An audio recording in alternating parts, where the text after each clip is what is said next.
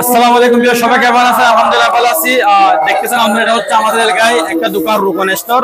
তো এখানে একটা গতকালকে একটা ঘটনা ঘটলো। বিকাশের একটা মহিলা রোগে পাপ ভাবে মৃত্যু, একটা কথা আছে না, সেরকম ওনাকে একটা মেসেজ দিছিল। বিকাশের একটা মহিলা রোগে পাপ ভাবে মৃত্যু, একটা কথা আছে না, সেরকম ওনাকে একটা মেসেজ দিছিল। এত টাকা দিলে ওনাকে আরো ডাবল টাকা দিবে। তো প্রথমে 4,000 কত টাকা, তারপর পরবর্তী 7,000 কত টাকা, টোটাল কত টাকা আমাদের দোকান ভাই আমাদেরকে সতর্ক করে দিবে, বলবে কালকে কি ঘটনা ঘটছিল। এদিকে আসেন বিহস, এদিকে একটু রকম। আসসালামু আলাইকুম।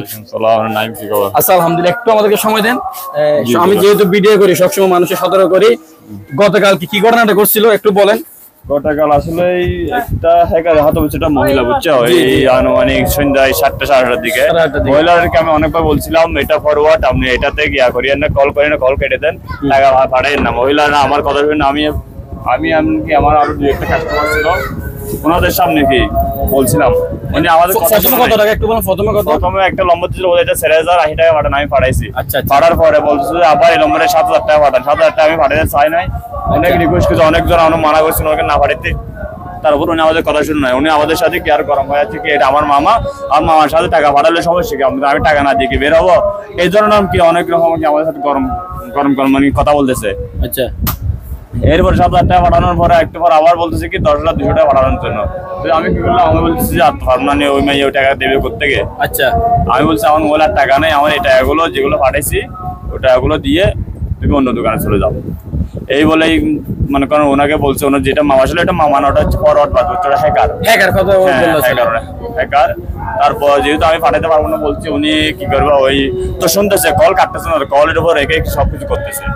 আমাদের কথাবার্তা যখন শুনছে, আমরা আরো কয়েকটা কাস্টমার যে তোর সাথে কি এগুলো বলতেছে, উনি শুনতে মনে হয়, শোনার পরে মোবাইলটা কেটে দিচ্ছে, আর কোনো কথা বলে নাই।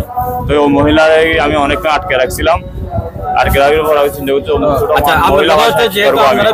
লেনদেন করেন, এগুলো আমাদেরকে এক্সপিরিয়েন্স আছে, মানে আমাদের এগুলো বিকাশ অ্যাকাউন্ট করার আগেই 1 মাস ট্রেডিং দেয়, আমাদের আমাদের একটা বিকাশ গ্রুপ আছে, ওই গ্রুপে কখন কি হচ্ছে না হচ্ছে আমাদের সবগুলোকে ডেলি আপডেট পাচ্ছি। কি বলবেন সতর্কতার জন্য একটু? আমি ভিউয়ার্সে বলতে চাই, এই ধরনের এগুলো আসলেই ফেক। বিকাশ কোনোদিন আপনাদের কল দেবে না, আপনার প্রয়োজন হলে বিকাশে কল দিবেন। বিকাশে কল দিতে হলে আপনি *247# যেটা যেরকম দেখেন, মানে অ্যাকাউন্ট দেখেন, আপনি এরকম 16247# দিয়ে আপনি যে কোনো সমস্যা সমাধান করতে পারবেন। বিকাশ কোনোদিন আপনারা কল দিবেন না, যতগুলো কল দেবে বিকাশের নাম দিয়ে, এগুলো সব হচ্ছে হ্যাকার, ফরওয়ার্ড বাস, বুঝছেন। এই নিয়ে আমি আপনাদের মানে বলতে চাচ্ছি, সবাই একটু সচেতন হন, কি নিজেও বাঁচুন, এমন কোন কি হাতে ফরওয়ার্ড হবেন না।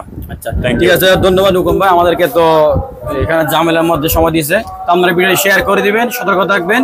বিকাশে কেউ মেসেজ দিলে এরকম সাথে সাথে আপনারা ওই এই মহিলাটা আজকে যেভাবে করছিল এরকম করবেন না। আস্তাগফিরুল্লাহ, আল্লাহ হাফেজ।